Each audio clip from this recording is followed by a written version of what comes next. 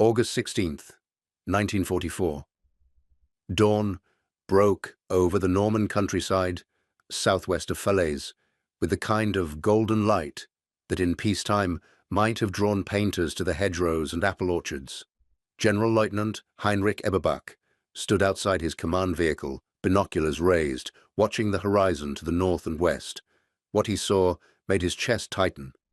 Tanks, hundreds of them. Sherman tanks of the Canadian First Army and British Second Army, forming up in assault formations across a front that stretched as far as he could see. Behind them, the dust of more columns approached, artillery batteries unlimbering, infantry carriers deploying, the entire weight of two Allied armies preparing to close the trap. Eberbach commanded what remained of the German Fifth Panzer Army and Seventh Army, units now compressed into a shrinking pocket south of Falaise. On paper, his command still looked formidable. Panzer divisions with storied names, the 2nd Panzer Division, the 12th SS Panzer Division, the Panzer Lehr Division. Together, they fielded approximately 150 operational tanks and assault guns that morning, supported by thousands of infantry and the tattered remnants of artillery battalions that had fought since June 6th. But Eberbach had spent the night reading status reports, and he understood what the organizational charts concealed. His divisions were divisions in name only. Fuel stocks had fallen to crisis levels. Ammunition was rationed. The roads east toward the Seine, the only escape route from the pocket, were clogged with supply vehicles, horse-drawn wagons, and columns of infantry trudging towards safety that receded with every hour. By sunset, Eberbach would learn what it meant to command an army, being systematically destroyed by an enemy that controlled not just the battlefield, but every dimension of warfare simultaneously. The air, the roads, the logistics network, and above all, the arithmetic of industrial production that made resistance itself a form of slow suicide. If you're enjoying this deep dive into the story, hit the subscribe button and let us know in the comments from where in the world you are watching from today. The Falaise Pocket, as it would be known to history, was not a single battle, but the culmination of 2 months of grinding attrition that had followed the Allied breakout from Normandy. On July 25th, American forces had launched Operation Cobra, smashing through German lines west of St. Lo. Within days, the entire German defensive structure in Normandy had begun to collapse. Patton's Third Army raced through the gap, sweeping south and then east in a great wheeling movement designed to encircle the German armies before they could retreat to the Seine. Hitler, in one of the strategic decisions that would define the campaign, had ordered a counterattack instead of a withdrawal. Operation Lüttich, launched on August 7th near Morton, was meant to drive west, to the coast at Avranches, cutting off Patton's supply lines and splitting the Allied front. The attack failed within 48 hours, stopped by American infantry, tank destroyers, and, most decisively, by waves of Allied fighter bombers that turned the narrow roads around Mortain into a killing ground. By August 12th, the situation had become catastrophic for German forces in Normandy. American forces were pushing east and north. British and Canadian forces were pressing south from Caen. Polish armoured divisions were advancing from the southeast. The German 7th Army and 5th Panzer Army, perhaps 100,000 men, were being compressed into a pocket roughly 25 kilometers wide and 15 kilometers deep, centered on the town of Falaise. Eberbach had assumed command of 5th Panzer Army on August 9th, replacing officers who had been killed, captured, or relieved during the chaotic retreat. He was a capable, methodical officer who had spent 3 years on the Eastern Front. He understood mobile warfare. He understood how to conduct fighting withdrawals under pressure. He understood that armies survived by maintaining cohesion, preserving their heavy weapons, and avoiding encirclement at all costs. What he did not fully understand until the morning of August 16th was that the Wehrmacht in Normandy had already lost all 3 of those battles. Cohesion was breaking down as units fragmented under constant air attack. Heavy weapons were being abandoned as fuel ran out, and the encirclement was nearly complete, with only a narrow gap near Chambois still offering escape to the east. The Allied plan was simple and overwhelming. Canadian and Polish forces would attack south and southeast, driving toward Chambois and Turin. British forces would press south toward Falaise itself. American forces would continue pushing north and east. The jaws of the trap would meet somewhere near Chambois, sealing the pocket completely. Everything inside would be destroyed or captured. Standing outside his command vehicle that morning, Eberbach could see the Canadian preparations clearly. He had positioned his headquarters on high ground, the better to coordinate the defense. Now that elevation betrayed just how hopeless the defense had become. The Canadians were not rushing forward in some desperate assault. They were setting up a methodical destruction, artillery being ranged, tank platoons moving into firing positions, infantry establishing support by fire positions, and overhead, constantly, the fighter bombers circling like birds of prey. His chief of operations approached with the morning status report. The numbers were stark. The Fifth Panzer Army could account for approximately 90 operational panzers that morning, scattered across multiple divisions. The Seventh Army added perhaps another 60 tanks and assault guns. Fuel reserves for the panzer divisions averaged less than 20 kilometers of movement per vehicle. Some units reported enough fuel for 10 kilometers. Others were already immobilized, their tanks positioned as static pillboxes because they could not move. Ammunition was equally critical. Artillery batteries that should have fired 100-round barrages to break up Allied attacks were rationed to 20 rounds per gun per day. Some batteries had already fallen silent, their remaining shells reserved for the moment when the final breakout attempt would be made. Infantry units reported being down to 60 rounds per rifle. Machine gun crews hoarded belts they might need for the retreat. And the retreat itself, that was the cruelest mathematics of all. The gap near Chambois was perhaps 8 kilometers wide as of dawn on August 16th. Through that gap, the entire 7th Army and 5th Panzer Army would need to pass 100,000 men, thousands of vehicles, horse-drawn artillery columns moving at walking pace. All of this traffic would need to funnel through a bottleneck that was under direct observation by Allied artillery spotters and constant attack by Allied aircraft. Eberbach had calculated the timeline. If his forces began withdrawing immediately, if they abandoned all heavy equipment and moved only at night to avoid air attack, they might evacuate 50% of their personnel before the gap closed. If they tried to save their panzers and artillery, the withdrawal would be slower, more visible, more vulnerable. Casualties would approach 70 or 80%, but he had not been authorized to withdraw. Hitler's orders, transmitted through Field Marshal von Kluge, were to hold the line west of Falaise, to prevent the Allies from exploiting further east, to buy time for a defensive line to form along the Seine. These were the orders of a man commanding from a map table hundreds of kilometers away, a man who had not stood on this ridgeline at dawn and counted 500 Allied tanks preparing to attack. The attack began at 7:30 hours. Canadian artillery opened fire first, a rolling barrage that walked across German positions with methodical precision. The shells fell not in a chaotic storm, but in carefully planned concentrations, targeting known strong points, suspected assembly areas, and the road junctions that German forces would need to use for any repositioning. Then came the tanks, Sherman tanks of the Canadian 4th Armoured Division and British Guards Armoured Division, moving forward in company and battalion formations. They did not charge. They advanced with professional caution, using terrain, suppressing suspected anti-tank positions with high explosive fire before closing to engage. Eberbach's panzer units engaged as best they could. A Panther from 2nd Panzer Division destroyed 3 Shermans in quick succession at long range, its 75mm gun punching through frontal armor at 1,800 meters. But the Shermans kept coming, and the Panther, unable to reposition due to lack of fuel, became a target for every Allied tank gun and artillery piece that could draw a line of sight.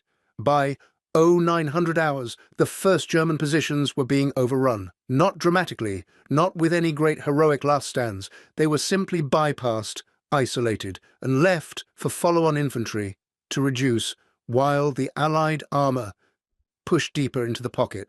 A German strongpoint with 2 anti-tank guns and a platoon of infantry might hold for 30 minutes, destroying several Allied vehicles before being neutralized. Then, Allied tanks would be a kilometre further south, and the strongpoint that had fought so hard was irrelevant to the larger battle. What Eberbach was witnessing was not a battle in the traditional sense. It was industrial-scale attrition warfare. The Allies could afford to lose tanks, and they were losing them. German anti-tank guns, Panzerfaust teams, and the remaining Panzers were taking a toll. But for every Allied tank destroyed, 2 more appeared. For every strong point that held, 3 others were bypassed or reduced. The mathematics were implacable. By midday, Eberbach's operations staff reported that the 2nd Panzer Division had been reduced to perhaps 30 operational tanks. The 12th SS Panzer Division reported similar numbers. Panzer Lehr Division, which had been nearly destroyed and reconstituted twice since D-Day, was down to a handful of Panthers and Panzer Eifels. The formations that had started the day with 90 operational Panzers now fielded perhaps 60, and the day was only half over. The losses were not primarily from tank versus tank combat. They were from the systematic destruction of everything that made a Panzer Division function: fuel trucks strafed by P-47 Thunderbolts, ammunition carriers destroyed by rocket-firing Typhoons, recovery vehicles that might have salvaged damaged tanks themselves burning on the roads, command vehicles knocked out by artillery, leaving battalions without coordination. The Panzers themselves often survived the initial attacks, but immobilized by lack of fuel or isolated from their supporting units, they became targets for Allied artillery or aircraft that could strike at leisure. Eberbach stood in his command vehicle, listening to radio reports that painted a picture of disintegration. A battalion commander from 12th SS reported that he was down to 7 tanks and requesting permission to fall back to a secondary position. Permission granted, but where would the fuel come from? A regimental commander from 2nd Panzer reported that Canadian tanks had penetrated to his command post and he was engaging them with the last 2 Panthers under his direct control. The transmission ended abruptly. Minutes later, another station reported that the regimental command net was silent. At 1400 hours, Eberbach received the order he had been dreading. Field Marshal von Kluge, under increasing pressure from Hitler's headquarters and facing the reality of encirclement, authorized a fighting withdrawal. To the east, all units were to disengage and move toward the Dives River, cross through the Chambois-Trun Gap, and establish new defensive positions east of the pocket. Heavy equipment that could not move was to be destroyed. The order was 8 hours too late, perhaps 24 hours too late. The withdrawal that might have been conducted in good order the previous night would now take place under direct fire, in daylight, under constant air attack, through a gap that was already coming under Allied artillery fire. Eberbach issued the implementing orders. Priority for fuel would go to the remaining Panzers and to vehicles carrying wounded. All other equipment would be abandoned or destroyed. Movement would begin immediately, as waiting for darkness would only allow the Allied noose to tighten further. Units would move in march columns, accepting the risk of air attack because the alternative was complete encirclement. What followed was chaos, wrapped in a thin veneer of military order. Thousands of vehicles began moving east simultaneously. Horse-drawn artillery columns, half-tracks carrying infantry, staff cars packed with wounded, and, scattered among them, the remaining Panzers, shepherding the retreat, but unable to do more than provide momentary cover against the Allied armor pressing from 3 directions. The roads became death traps.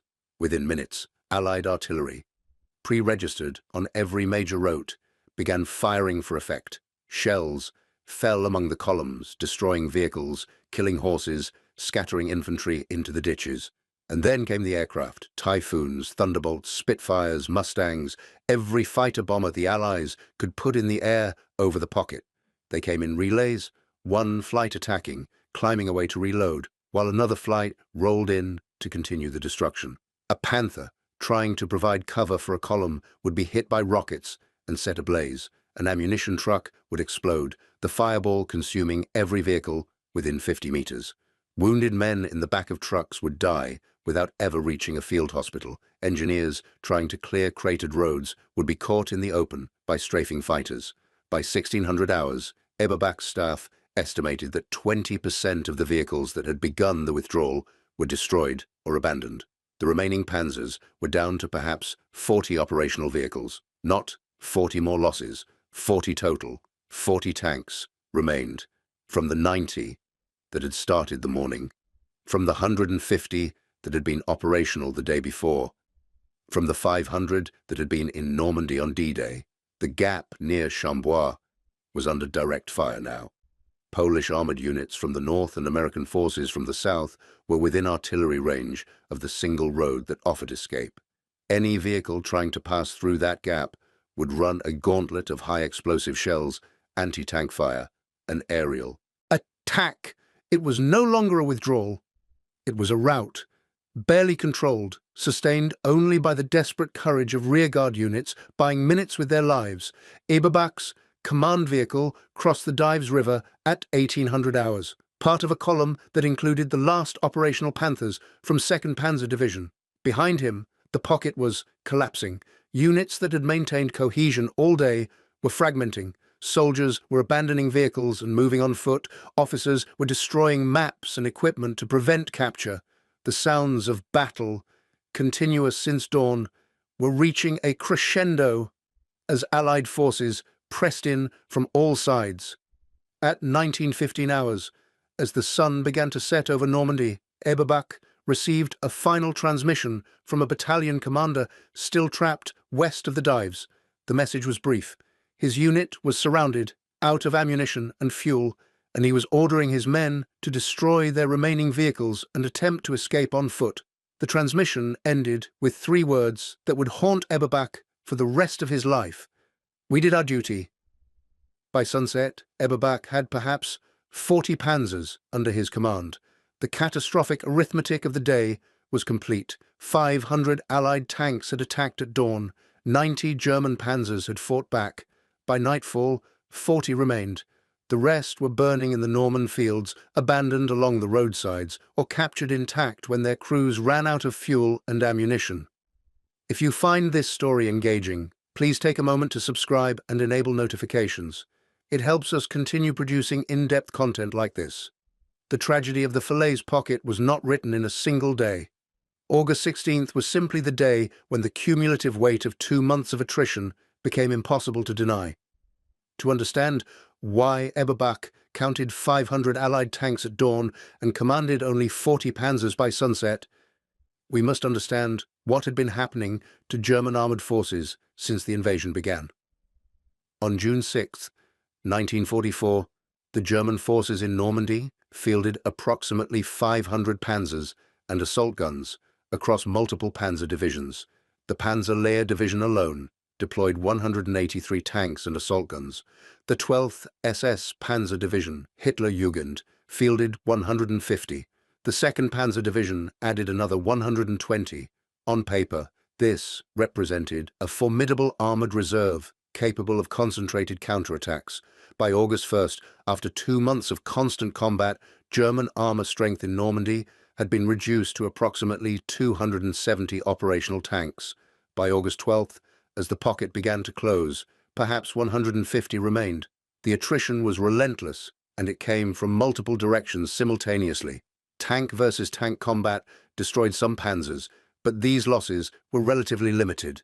German crews, many of them veterans of the Eastern Front, were skilled, and their equipment was often technically superior to Allied tanks. The real destruction came from the system the Allies had built, a system that attacked every element of armored warfare simultaneously, making it impossible for German commanders to concentrate their forces or sustain operations. The air campaign was the most visible element. Allied fighter bombers flew thousands of sorties daily over Normandy. They hunted not just for tanks, but for every element of the logistics chain. Fuel trucks were priority targets. A burning fuel convoy meant dozens of panzers immobilized for lack of fuel. Ammunition carriers were struck wherever they appeared. Recovery vehicles that might salvage damaged tanks were destroyed before they could reach the battlefield. The results were devastating. A Panther tank might survive a dozen engagements with Allied armor, only to be abandoned when its fuel ran out and no resupply was possible.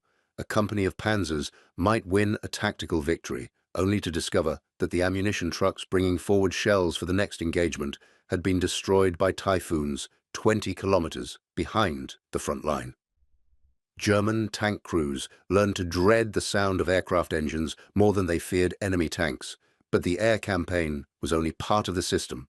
Allied artillery, firing with unlimited ammunition and directed by forward observers who could call down fire missions within minutes, saturated any area where German armor attempted to concentrate.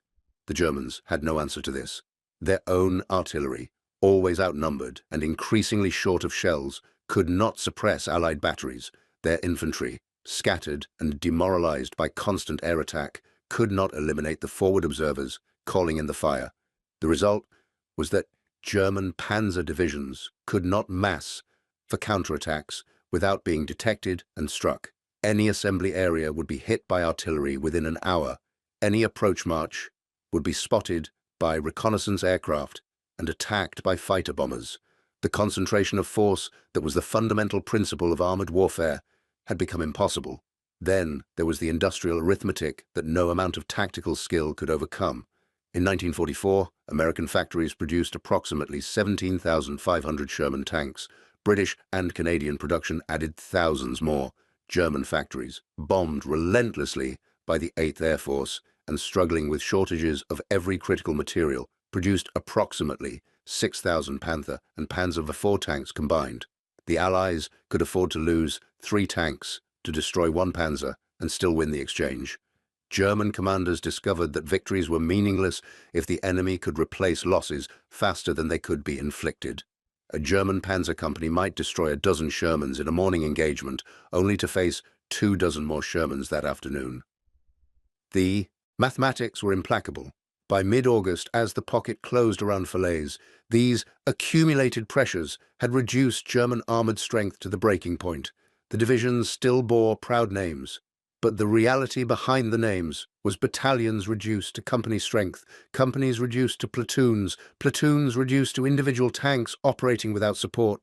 Eberbach commanded not an armoured army, but the skeleton of one, held together by the courage and professionalism of crews who understood they were fighting a losing battle. The night of August 16th to 17th was chaotic. Thousands of German soldiers streamed east through the narrowing gap at Chambouat, abandoning equipment, moving on foot, desperate to escape before the trap closed completely. Allied artillery fired continuously into the gap. Shells fell among the columns with mechanical precision. Every few minutes, a vehicle would be hit and explode, blocking the road and forcing following units to detour through fields where they became easy targets for prowling fighter bombers. Eberbach established a new command post east of the Dives River and tried to account for his forces. The reports that came in through the night painted a picture of catastrophic loss. The 2nd Panzer Division reported 23 operational tanks remaining. 12th SS Panzer Division reported 18. The Panzer Lehr Division reported 9. Other formations reported similar or worse numbers.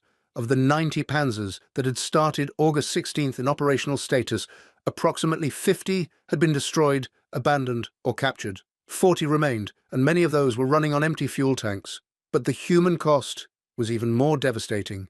Casualty reports were incomplete, but initial estimates suggested that perhaps 40% of the forces trapped in the pocket had been killed, wounded, or captured during the withdrawal. Thousands of German soldiers were dead in the Norman fields. Thousands more were wounded, many of them left behind when medical vehicles were destroyed.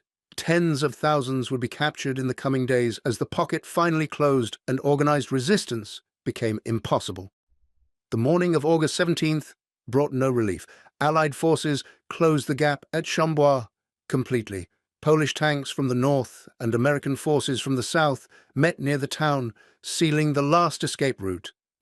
Perhaps 20 to 30,000 German soldiers remained trapped inside the pocket, still attempting to break out through Allied lines. Most would be captured within 48 hours. Eberbach spent August 17th attempting to establish a defensive line east of the pocket, using the 40 remaining Panzers and whatever infantry units had escaped. It was a futile effort. The Panzers had no fuel for maneuver. The infantry had no heavy weapons. The artillery had no ammunition.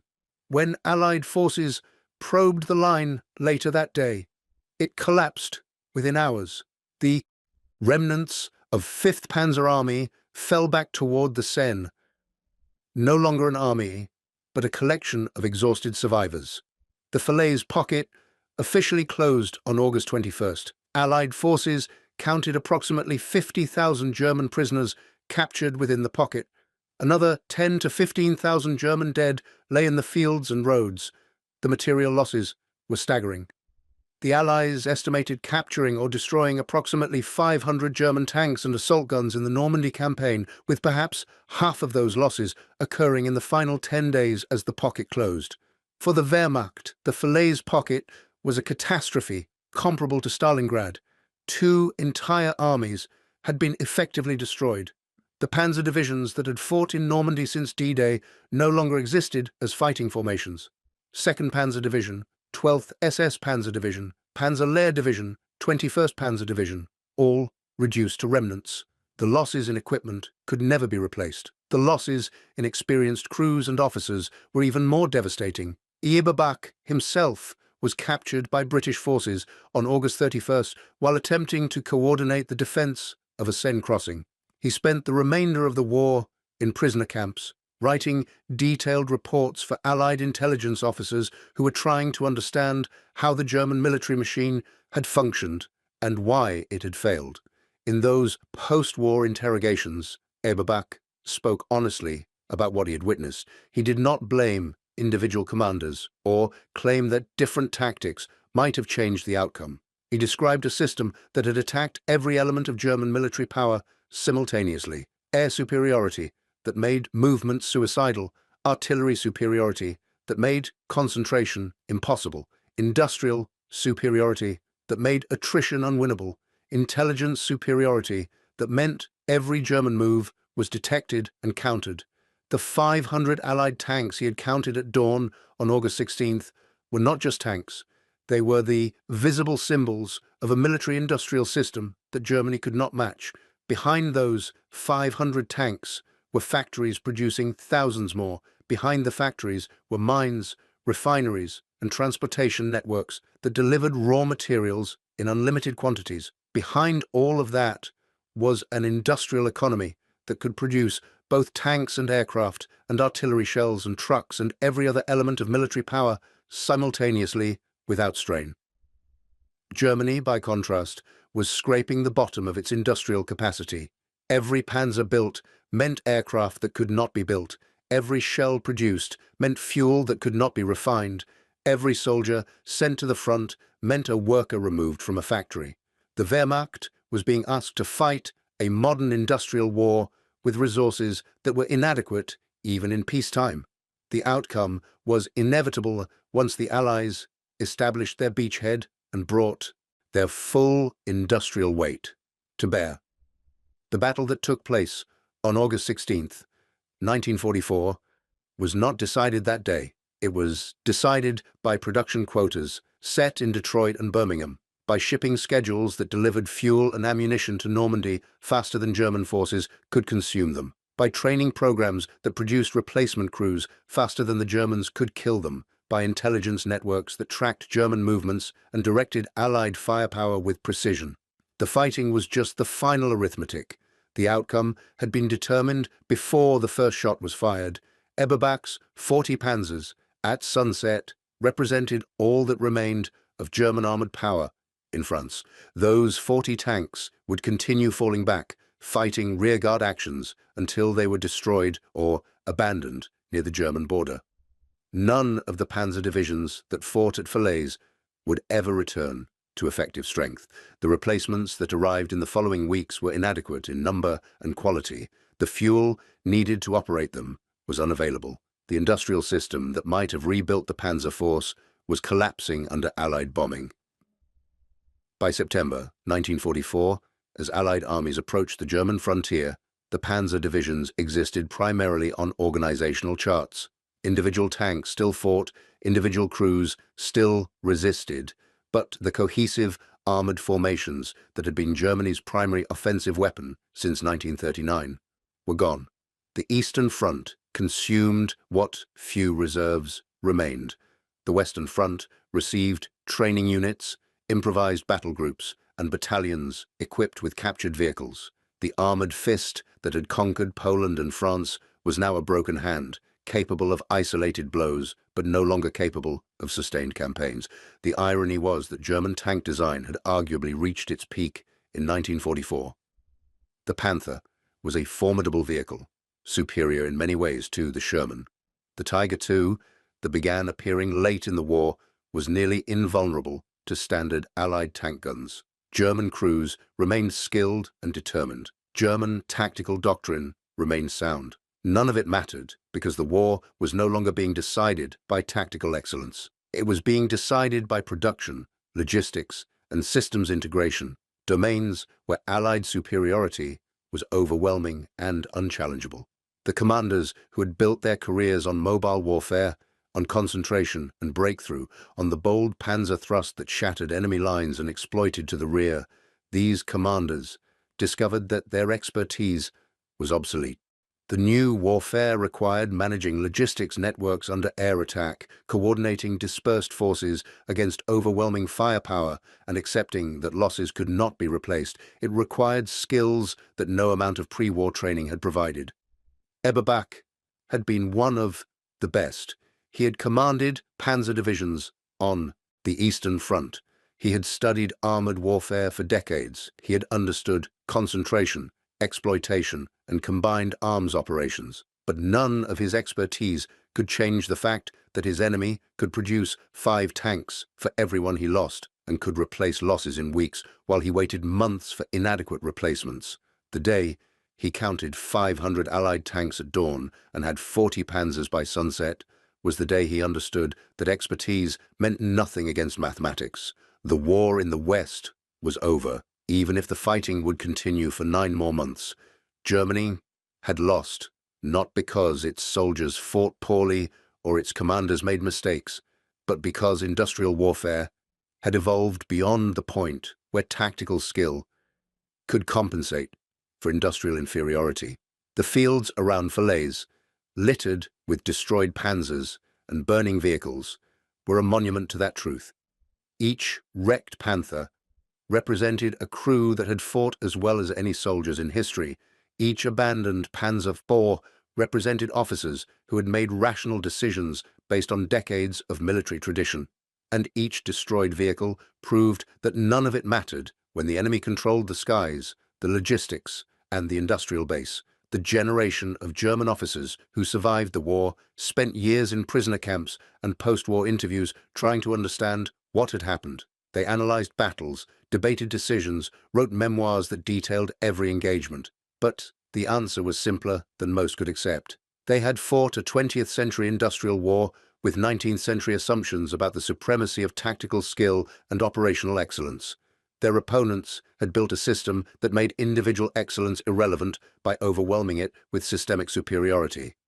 Eberbach lived until 1969, long enough to see Germany rebuild, long enough to see former enemies become allies, long enough to read histories of the war written by scholars who had access to records from both sides. He rarely spoke publicly about the war, but in private correspondence with other veterans, he returned repeatedly to the same theme. The war was lost, not in Normandy, but in the factories of Detroit, not on August 16th, but on the day Germany decided to fight enemies whose industrial capacity it could never match. The 40 panzers he commanded at sunset on that August day were all that remained of an army. Behind them lay the wreckage of 2 months of fighting. Ahead lay retreat, collapse, and eventual surrender.